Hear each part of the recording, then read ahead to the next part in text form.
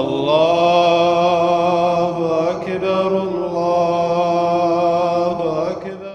ساڵانە مسلمانان لە سەرانسەری جیهان پێشوازی لە هەردوو جەژنی ڕەمەزان و جەژنی قوربان دەکەن و بە شێوەیەکی بەرفراوان لە بەری بەیاندا نوێژی جەژن ئەنجام دەدەن و گەرم و گوڕیان بۆ ئەم بۆنەیە جیهان تووشی شۆک دەکەن. لە کوردستانیش مسلمانان بە تامەزرۆوە چاوەڕوانی هاتنی جەژن دەکەن چونکە پێیان وایە لە ڕێی ئەم بۆنەیەوە دەتوانن زۆرترین سەردان و گەردەن ئازایی ئەنجام بدەن. مامۆستایەکی ئاینیش بە چەند ڕێنماییەک بۆ ڕۆژانی جەژن ئامۆژگاری مسلمانان دەکات.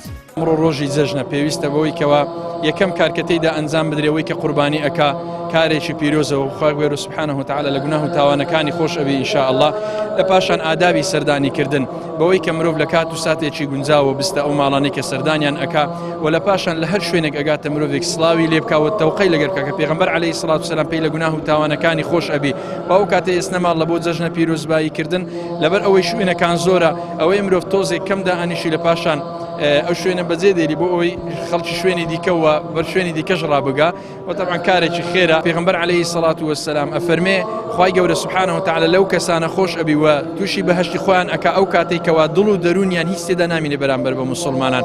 دوای ئەوەی کە مسلمانان سنەتی مزگەوتیان بەجێگەیاند دەگەڕێنەوە ماڵی خۆیان و خواردنی بەیانی کە جیاوازە لە ڕۆژانی تر ئامادەی دەکەن و سفرەکانی پێ دەڕازێننەوە. یەکێک لەو خێزانانەی کە پێشوازیان لە ستافی کەناڵی پەیام کرد باس لە خۆشی و شادی جەژنی قوربان دەکەن و تەمەنا دەکەن خێرخوازان زۆرترین قوربانی ئەنجام بدەن. ئەم جێژنەی ئەم ساڵ جێژنێکی زۆر خۆشە و هەر عینی وەکو ساڵەکانی پێشوو بە دەستوری پێشوو خەڵکێک هەر عینشە لە گەڕک و سەردانی ماڵە قەوم و کەس و کار و جیرانی خۆیەکات وەکو پێویست مەراسیمی جێژن بەکاردێنن. بەبوونەی ئەو ڕۆژە پیرۆزە جەژنی قوربانی پیرۆزبایی خۆم ئاراستەی هەموو مسلمانانی جیهان دەکەم بە تایبەتیش مسلمانانی کوردستان داوا لە خوای گەورە دەکەم حەجی حاجەکانمان قبوڵ بی دوعای حاجەکانمان قبوڵ بی ئینشاء الله.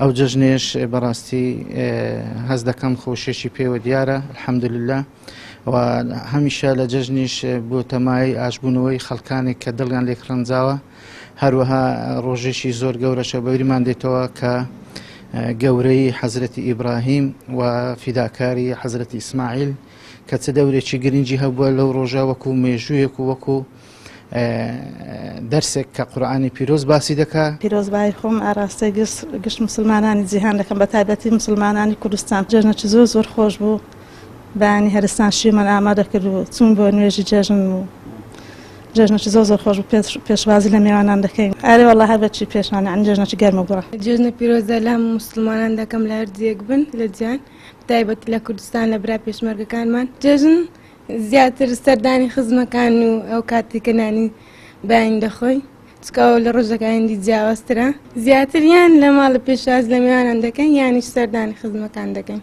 جەژن پەیامێک بۆ ئاشتی و پەیامێک بۆ مسلمانان کە دەرفەتێکی زێڕینە بۆ گەردەن ئازایی و وەلانانی سەرجەم ڕق و قینەکان بەرامبەر یەکتری. بەڵام ئەوەی لە ئێستادا هاوڵاتیان زیاتر تەمەنای دەکەن یەکریزی و تەبایی نێوان هێز و لایەکان و بەرقەرارکردنی ئاشتی و یەکریزیە بۆ کۆمەڵگا تاوەکو کاریگەری هەبێت بۆ سەردڵ و دەرونیان و ڕۆژانی جەژن بە ئومێدەوە بەڕێ بکەن. ئاراس عەزیز کەناڵی پەیام هەولێر.